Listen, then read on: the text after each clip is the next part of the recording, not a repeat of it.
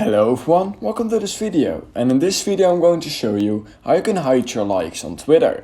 So if you're liking a lot of interesting things but you don't want other people to see this, then here's how you can hide your likes over on Twitter, or it's now called X of course.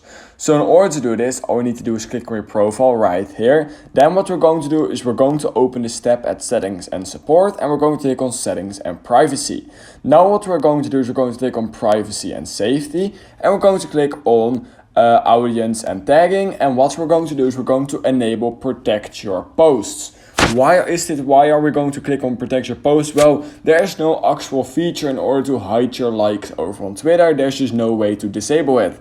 However, if you enable protect your posts, this means that other people will not be able to see your profile, and they will also not be able to see your likes. However, everyone who is following you will still be able to see your likes. So if you want to disable that as well, then what I would simply recommend doing is creating a second account, which is really easy to do. All you can do is click here at the plus, and you can create a new account, and I will use that account for likes, and then I will use my normal account just for posts, what people actually see, so people won't be able to see what you like. Unfortunately, that's the only way to actually do it.